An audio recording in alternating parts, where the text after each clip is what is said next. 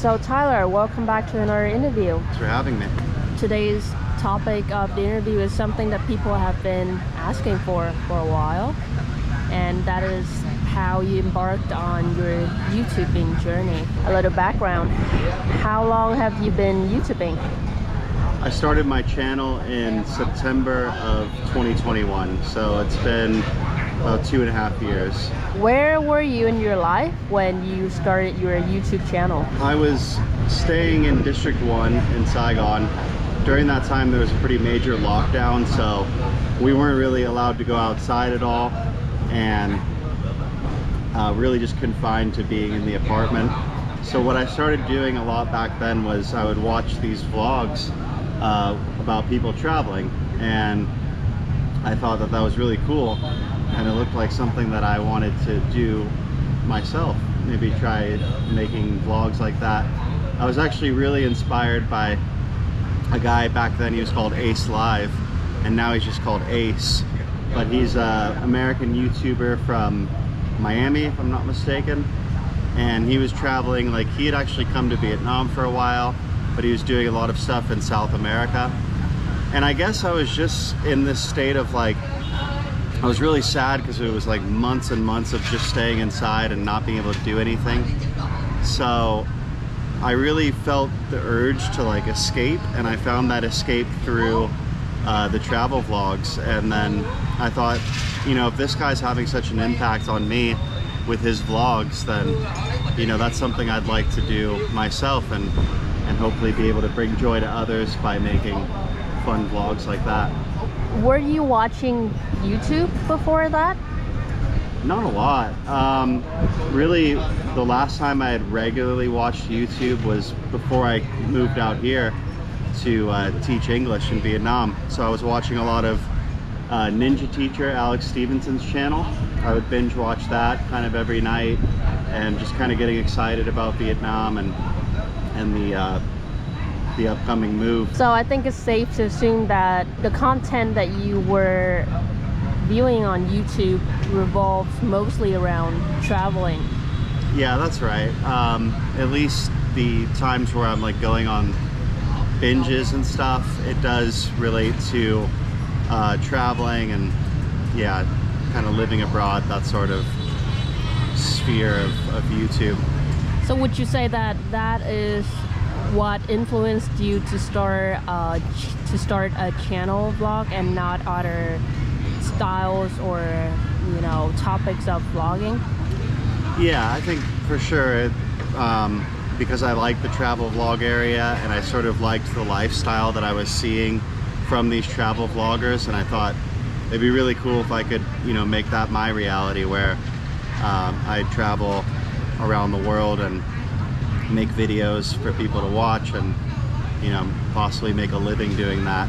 At the time when I started the YouTube channel, I was still teaching English, which was okay, and I'd been doing it for years, but it was never really like my passion.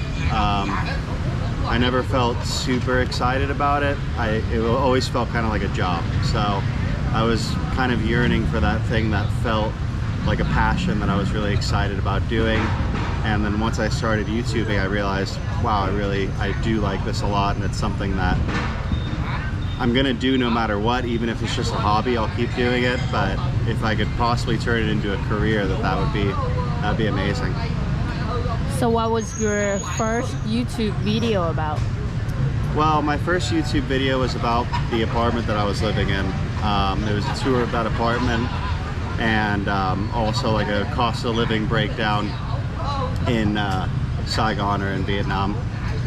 How did that video do? Did well. I think it has around like 50,000 views, and it did well pretty much right off the bat. And I thought it was a pretty good video. I actually filmed it on my iPhone 6S, which is the phone I had at the time, and I didn't have any like camera or any equipment, so I just made do with what I have. And I think I was also like, I learned the editing software, or I learned how to use iMovie, and that was kind of a fun process. It was really just teaching myself by watching other YouTube videos. This is how you edit, this is how you make a video. But it was all sort of a fun process. It was just lots of hours learning how to do the editing and then figuring out the editing. I used to add a lot of like music and stuff in those earlier videos, so kind of like choosing which songs would be cool and different things like that. Okay, so learning to edit, learning to film. What else did you pick up throughout your vlogging journey in terms of growth?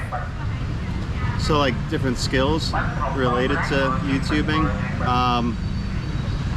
I guess sort of like the idea of thumbnails and maybe trying to capture like a significant moment in a video, or even just to kind of take like a still shot and have that be a thumbnail.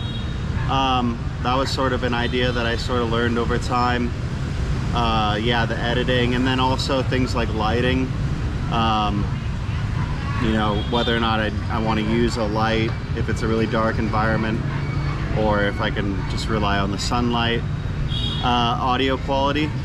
I realized that people kind of obviously prefer good audio that you can hear clearly. So if some things like if the surrounding ambient noise is too loud, or if like the characters in the film or the people in the film aren't if they're speaking really quietly, then maybe it'd be better to speak a little more loudly because it's important for the viewer. So what would you say was the most challenging thing for you when you first started out? When I first started out, I would say that the editing process in general, and then also like choosing music and figuring out where to put different songs within a video, that always took a lot of hours. So I would spend about 10 to 12 hours at least, I would say, editing videos, editing one video. That was a long process until I started to really get the hang of it, and then sort of discover my own style that ultimately didn't involve music anymore. On the contrary, what would you say was the most enjoyable thing when you first started out? Well, I think I've always enjoyed going out and filming. So just like the sort of experiences or interactions or different things I would do along the process of filming, I always thought that was really fun. So I know that you have quite a lot of different, I would say, categories, like the Good Morning Vietnam vlogs, or your food vlogs, or even your alley exploration vlogs. So how do you come about figuring out what you should film or what kind of content you should put out? Well, to a certain degree, I am just kind of spontaneous with it. I just kind of think I'm in the mood to go do this today, so I'm going to film that today. But then to a somewhat smaller degree, I'll kind of just see what's getting good views and what's getting good response from the audience, and then kind of just follow that. I noticed that food videos are well liked and well viewed, so I tend to do food videos somewhat frequently. And then also probably about the same amount, it's just like, what do I think would be the most fun? So like, I really like doing alley explorations. I also like doing food videos. And then the Good Morning Vietnam I thought was really fun. And now lately I've been really enjoying doing interviews. So I guess mostly I would say like whatever I feel like doing and what I enjoy, and then to a smaller degree what gets the most views. Speaking about views, what is your best performing video? Best performing video is video about my dad eating pho in District 1 Saigon, where I think it's called Pho was so good my American dad ate 2 bowls. And that video has over 200,000 views now. Did you expect that video to get that big? No, not at all. When I filmed that video, I thought, that's not going to be a great one, I don't think, or it's not going to get a ton of views. But it was a good experience. I enjoyed getting pho with my dad, and it was cool. And I just thought it'd be like a normally viewed video.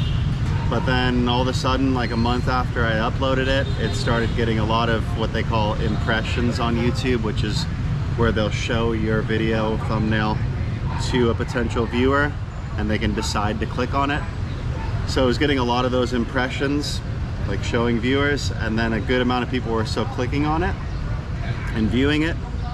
And yeah, it started getting several thousand views a day, and it still is. That's awesome. Is it a common or a regular experience for you where you have videos that you don't really think would do well that end up kind of just do really well?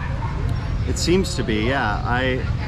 It's kind of interesting. It's, yeah, the videos that I think are gonna do really well in terms of viewership generally don't, and then the ones that I'm like, generally get a lot more views than I expect. Maybe that is a matter of expectation and kind of tempering what I expect and then being surprised when it exceeds that.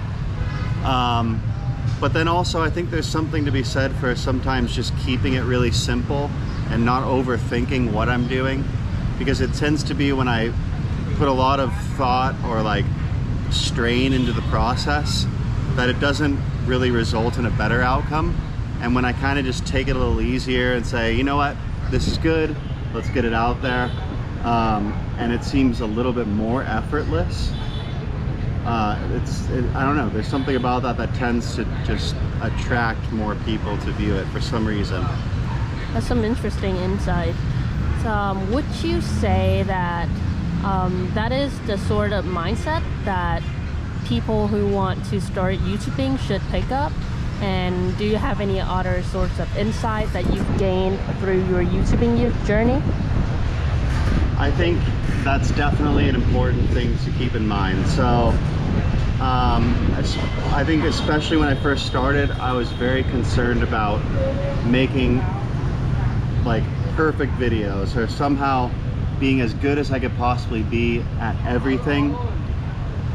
Editing, re-editing, spending several hours on each video and trying to go for that elusive perfect video instead of just being okay with something that was solid and good and putting it out there and then doing that repeatedly. So it was, yeah, I think one of the ideas for anyone who's thinking about becoming a YouTuber is to focus a little bit more on quantity over quality. I'm not saying put out really bad videos, because that's not going to work, but don't be so obsessed with making a perfect video. It's better to make a few really good videos than one perfect video. Other insights, I would say, don't expect to get huge overnight. Sometimes I think to myself, I wish I was bigger or was getting more views or more subscribers, but I think even if I had 1 million subscribers, I'd probably feel the same way. And I think every YouTuber probably deals with that idea. So just enjoy the journey, enjoy the process as much as you can, and treat it, make sure you like doing it. If it's something you like doing, continue doing it. If it's not something you like doing, don't try to force it, because ultimately, even if you do get really big, if you're not enjoying it, I don't really see what the point is. So speaking of passion or enjoying the moment, how do you keep the spark throughout your vlogging journey? I try to do different things and try new ideas, different styles of video, do them in different locations. So I think just, yeah, making sure that you're doing new things and trying new things is a way to keep things interesting. Can you give a summary of your channel's growth? Yeah, so I got like maybe 100 subscribers or so after like a few months, I want to say. But the really big milestone for any YouTuber, because this is the threshold for monetization for making money is reaching 1,000 subscribers, and that took me like a little over a year. Over the next, I want to say 6 months. Yeah, over the next like 6 to 8 months, I got to about 3,000 subscribers. 6 more months, I was about 6,000, which that was about the 2-year mark. And then now, a couple months into this year, I've got a little over 8,000 subscribers. That's interesting. What about the breakdown of your subscribers? Like, who are they? Where they're from? The majority of viewers are from the United States, so about 40%. After that, the highest represented country is Vietnam at about 20%. And then I think it might be Canada after that, or Australia. It's Canada, Australia, the UK in one of those orders. And then various countries, probably about at least 50 different countries, but just small percentages. So do you think there is any sort of connection or relation between your viewers and Vietnam? Because your channel revolves around life in Vietnam, right? Yeah, I think, you know, especially recently, most of my videos are about Vietnam or life in Vietnam. So that's, I think, why Vietnam is a very represented country in terms of the views. And then I think a lot of people, like in America, are generally interested in Vietnam, perhaps have Vietnamese heritage. We touched a little bit on your advice for those who want to start a YouTube channel. What do you think are the essentials in starting a YouTube channel? The desire to YouTube and a level of patience and discipline, and that's pretty much it.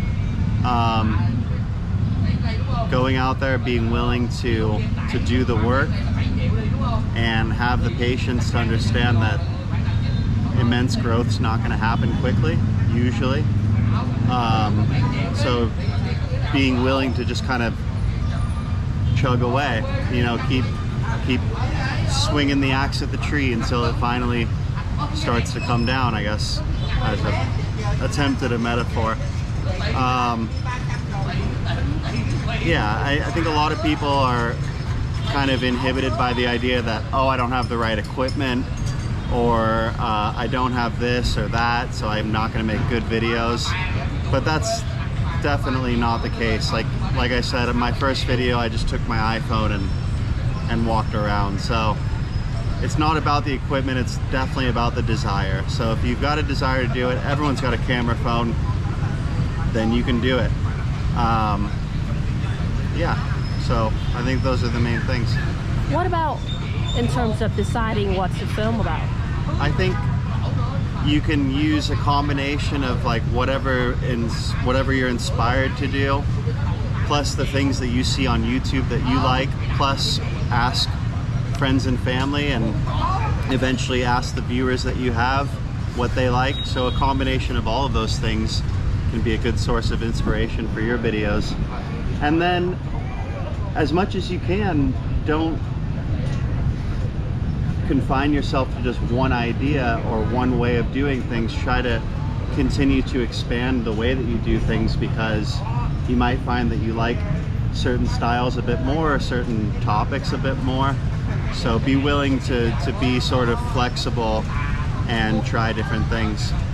So I think it's safe to say that you don't really abide by the idea of a niche.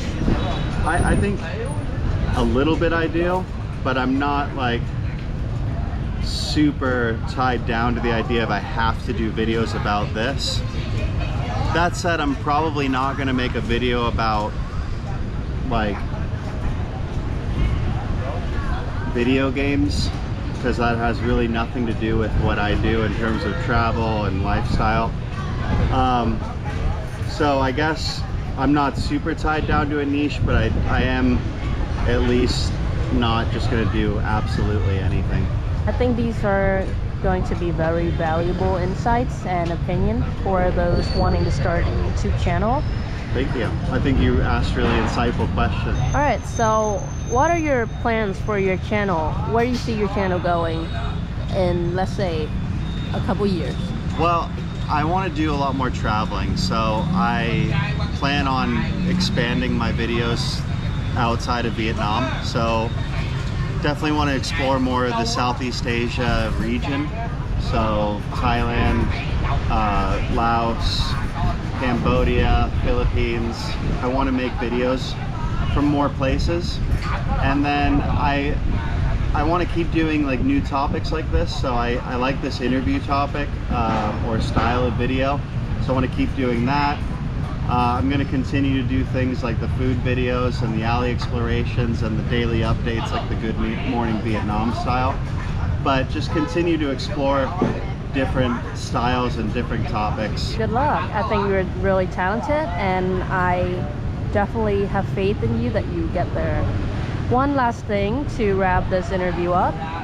What is your promise to your viewers or your subscribers? My promise to my viewers and my subscribers that I'm going to keep on creating, and I'm going to keep on being authentic and being real, and keep on exploring new places and new topics. And I want to say thank you to all the viewers and subscribers, because it really means a lot when you guys watch the videos and you interact with them, leave comments, like or dislike, whatever you prefer. But I really do appreciate when I see that there's like feedback, and you know, when I wake up and I read through the comments, and it's just nice to see. So it really helps keep me going in terms of this journey of creativity. Well, thank you for being here with me and attending the interview. Thank you for having me. Let's just do one of your iconic wrap-ups. I hope you liked that interview, guys. If you did like the interview, click the like button, subscribe to the channel to support the growth, and leave any comments you have. I'm really happy to hear from y'all. And I'll see you in the next vlog. Peace.